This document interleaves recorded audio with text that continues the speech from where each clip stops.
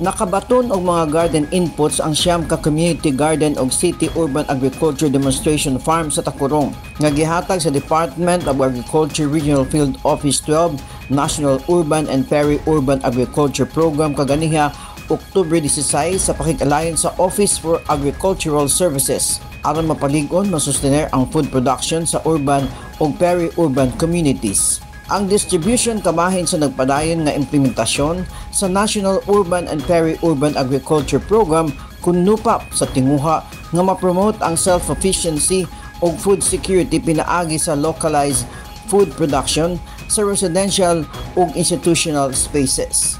Ang mga recipient nga mga barangay mao ang San Emanuel, Binaflor o Buenaflor, San Pablo, Virginia, Grino, Demetrio Ledesma, Tina Poblacion, Carmen ug Don Enrique JC Montilla. Tanan sila mga aktibong partisipante ilawom sa NUPAP Initiative.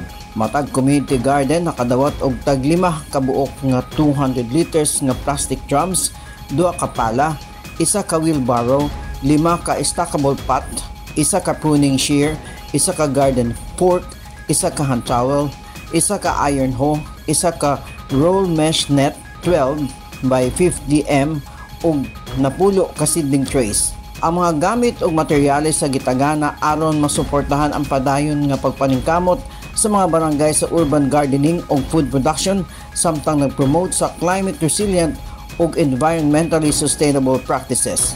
Gipamatud-an sa DA Regional Field Office 12 ang pagtabang sa komunidad ug palig-unon ang food system sa grassroots level. Padayon ang City Urban Agriculture Demonstration Farm sa pagsilbi isip modelo alang sa best practices sa urban farming, paghatag og technical guidance ug inspiration alang sa mga residente nga magtanom og ilang kaugalingong pagkaon luyo sa limitadong luna. Peng Alinyo, Newsline Philippines. Stay safe!